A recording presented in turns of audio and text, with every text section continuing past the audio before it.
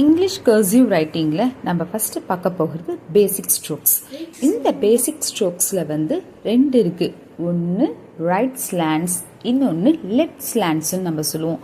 இது நம்மளுக்கு எங்கே யூஸ் ஆகுதுன்னு பார்த்தீங்கன்னா அசெண்டிங் லூப்ஸ் அண்ட் டிசெண்டிங் லூப்ஸில் நம்மளுக்கு பின்னாடி யூஸ் ஆகும். இதை பேஸ் பண்ணி தான் நிறைய லெட்டர்ஸ் நம்மளுக்கு இங்கிலீஷில் இருக்குது. ஓகேங்களா? நெக்ஸ்ட் நாம் இன்னைக்கு இந்த கிளாஸில் மெயினாக எதை பற்றி பார்க்க போகிறோம்னு பார்த்தீங்கன்னா சி வேவ்ஸை பற்றி தான் நம்ம பார்க்க போகிறோம். ஓகேங்களா? இந்த சி வேவ்ஸில் எப்படி இருக்குன்னு பார்த்தீங்கன்னா இன்ட்ரடக்ஷன் ஸ்ட்ரோக் அண்ட் எண்டிங் ஸ்ட்ரோக்குன்ட்டு இருக்குது. ஆனால் இன்ட்ரடக்ஷன் ஸ்ட்ரோக்குன்னு சொல்லக்கூடாது, ஹெட் ஸ்ட்ரோக்ஸ். முடியறது வந்து எண்டிங் ஸ்ட்ரோக்ஸ்ன்னு சொல்லக்கூடாது, டெய்ல் ஸ்ட்ரோக்ஸ்ன்னு தான் நம்ம சொல்லணும்.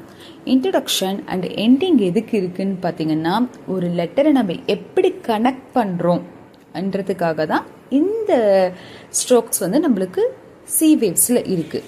இந்த சி வேவ்ஸை பேஸ் பண்ணி என்னென்ன லெட்டர்ஸ் வருதுன்னு பார்த்தீங்கன்னா ஏ, சி, இ, ஓ, எக்ஸ்.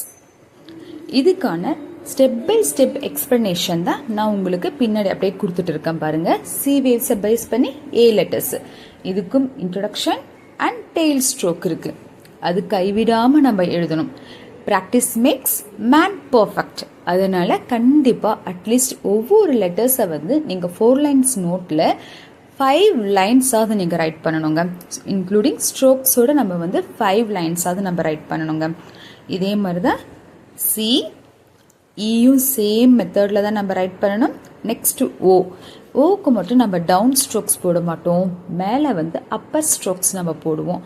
அதுலேருந்து நம்ம அப்படியே கனெக்டிவிட்டி நம்ம மேக் பண்ணுவோம். நெக்ஸ்ட் எக்ஸ் வந்து நம்ம போகிறது சி கர்வை வச்சு தான் நம்ம ரைட் பண்ண போகிறோம். சி அதுக்கு உல்டாவா திருப்பி எக்ஸ் நம்ம ரைட் பண்ணுவோம். அவ்வளோதாங்க. இந்த வீடியோ உங்களுக்கு பிடிச்சிருந்தா ஷேர் பண்ணுங்கள், லைக் பண்ணுங்கள், சப்ஸ்கிரைப் பண்ணுங்கள் நம்ம வீடியோவை ஃப்ரெண்ட்ஸ். தேங்க்யூ.